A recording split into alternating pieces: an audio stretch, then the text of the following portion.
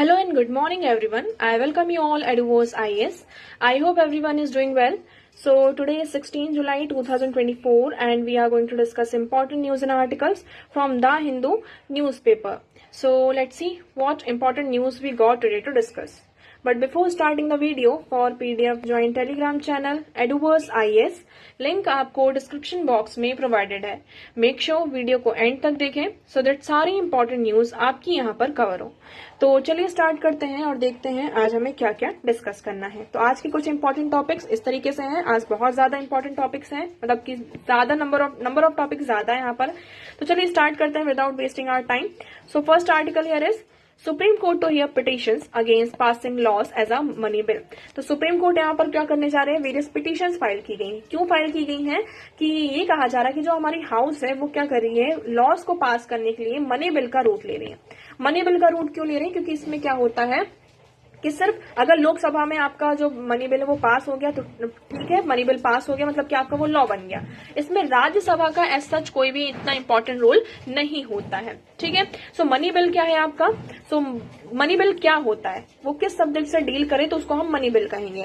Like imposition, abolition, रेमिशन, alteration and regulation of any tax. इससे related अगर कोई bill आता है तो वो आपका मनी बिल होता है. हमें क्या करना है, गवर्नमेंट की, यूनियन गवर्नमेंट की जो बोरोइंग्स है उसको रेगुलेट करना है, उससे रिलेटेड कोई बिल है तो उसे हम मनी बिल कहेंगे. Appropriation of money, payments, withdrawals from the consolidated fund of India से अगर हमें कुछ चेंजेस करना है या कंटीजेंसी फंड ऑफ इंडिया से कोई पेमेंट करना है, विड्रॉ करना है और उससे रिलेटेड कोई बिल है तो वो मनी बिल होगा आपका. आपकी जो receipt, custody, audit of money on account of consolidated fund of India, public account of India, इससे रिलेटेड कोई अगर हमें प्रोविजन है, बिल है तो वो भी क्या होगा आपका मनी बिल होगा. ठीक है. मनी बिल क्या नहीं है, मतलब किस बिल को हम मनी बिल नहीं कहेंगे. लाइक आप किसी के ऊपर पेनाल्टीज पोस्ट करना चाहते हैं या फाइन पोस्ट करना चाहते हैं और उससे रिलेटेड कोई बिल आता है तो वो आपका मनी बिल नहीं होगा. फिर डिमांड हो रही है किसी भी चीज की, सर्विसेज की, लाइसेंस फीस वगैरह की, तो वो भी आपका मनी बिल नहीं है. आपको एक प्रोविजन यहाँ पर याद रखना है. देखिए, इम्पोजिशन, एबोलिशन, रेमिशन, अल्टरेशन और regulation of any tax by any local authority and local body for the local purpose. अगर हम लोकल पर्पस के लिए लोकल अथॉरिटी के द्वारा ये चाहते हैं कि जो आपका टैक्स वगैरह उसमें चेंजेस किए जाए, तो अगर उससे रिलेटेड कोई बिल आता है तो वो मनी बिल आपका नहीं होगा. ये आपको याद रखना है. कॉन्स्टिट्यूशनल प्रोविजंस की बात करते हैं. देखिए, यूपीएससी 2024 में इस साल आपका यहाँ पर एक क्वेश्चन आया था मनी बिल से रिलेटेड. अगर आप लोगों को यहाँ पर, जिन लोगों ने अटेम्प्ट दिया होगा और पेपर यहाँ पर देखा होगा, ठीक है. तो कॉन्स्टिट्यूशन प्रोविजन की बात करते हैं तो आर्टिकल 109 एंड 198 क्या करता है, मनी बिल के रिस्पेक्ट में जो भी स्पेशल प्रोविजन है उनसे डील करता है. और आर्टिकल 110 और आर्टिकल 199 क्या डील करता है, डेफिनेशन ऑफ मनी बिल. ठीक है. अब हम बात करते हैं डिफरेंट इंस्टीट्यूशंस के with respect to money bill, इनके क्या रोल है. तो लोकसभा स्पीकर की बात करते हैं.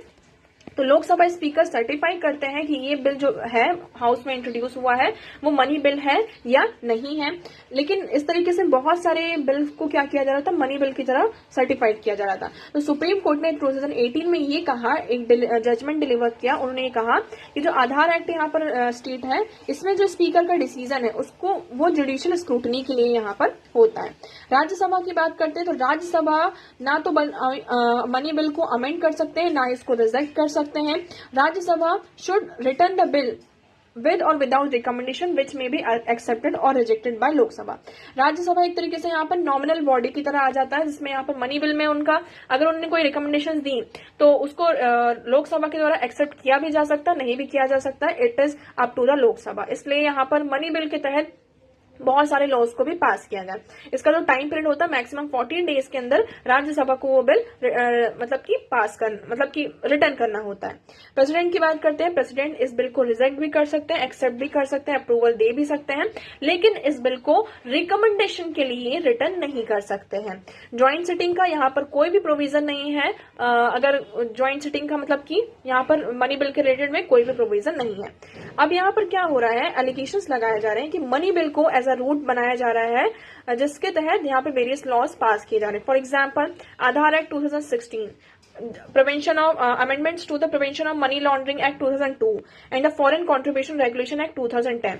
ये कुछ एग्जांपल्स हैं जिसके तहत ये कहा जा रहा है कि गवर्नमेंट क्या कर रही है, मनी बिल का रूट लेकर यहाँ पर वेरियस लॉज को पास किया जा रहा है. तो इसी के चलते यहाँ पे सुप्रीम कोर्ट में पिटीशन गई है जिसमें हमारा जो फाइनेंस एक्ट 2017 है इसमें भी यहाँ पर बात किया गया है।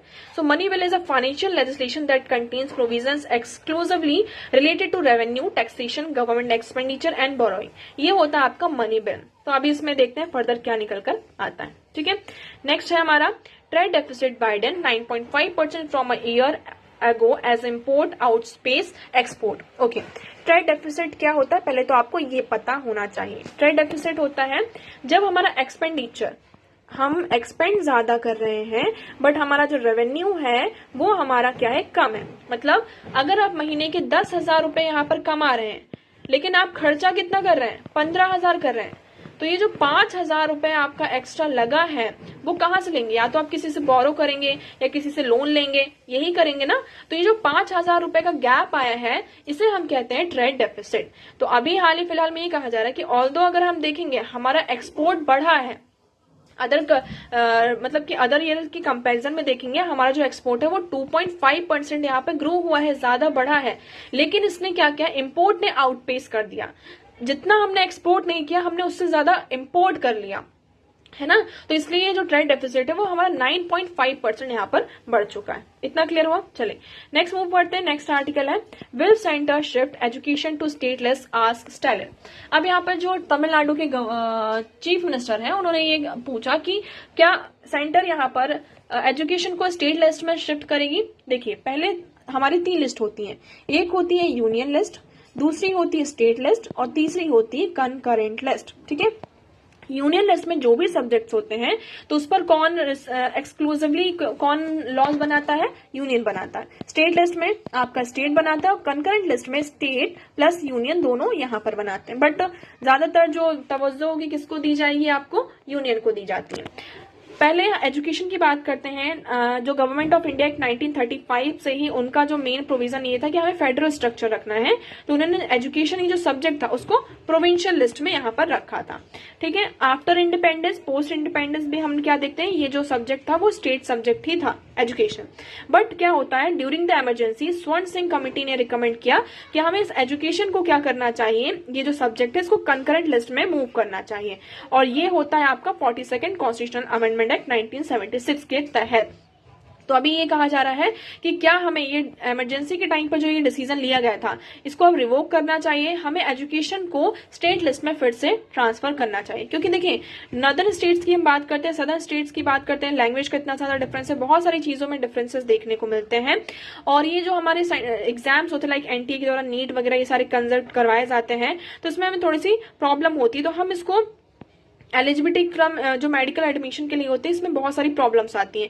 तो हम स्टेट गवर्नमेंट अपने तरीके से यहाँ पर इसको क्या कर सकते हैं, फ्रेम कर सकते हैं, जिससे कि उनको ज्यादा, बच्चों को ज्यादा से ज्यादा यहाँ पर फायदा मिल सके। ओके, नेक्स्ट मूव करते हैं। So the next article here is big brother to brother a Nepal India reset. देखिए, यहाँ पर नेपाल में भी न्यू गवर्नमेंट है और आपकी अभी इंडिया में भी न्यू गवर्नमेंट आई। अब ये कहा जा रहा है कि हमारे पास ये क्या है, अच्छा टाइम है कि हम अपने जो रिलेशन इसको क्या करें, रीसेट करें और एक पॉजिटिव आउटकम की तरफ लेकर चलें। हमारे जो बायलैटरल रिलेशन होते हैं, टर्बुलेंस कब से आता है, 2015 में नेपाल की जो कॉन्स्टिट्यूएंसी होती है उन्होंने ये कहा कि हम क्या करेंगे, न्यू कॉन्स्टिट्यूशन को अडॉप्ट करेंगे। ठीक है, न्यू कॉन्स्टिट्यूशन को अडॉप्ट करने की बात की तो यहाँ पे कॉन्स्टिट्यूशंस को वो करने की बात की कि कैसे किया जाएगा। ये आप एग्जांपल लीजिए, नेपाल है, उन्होंने ये कहा कि हम नेपाल में कॉन्स्टिट्यूएंसीज को ऐसे डिवाइड करेंगे लाइक दिस।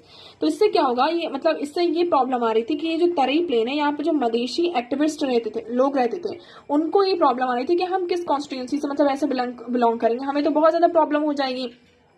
तो इंडिया ने सजेस्ट किया कि आप क्या करिए, आप ऐसे डिवीजन करिए।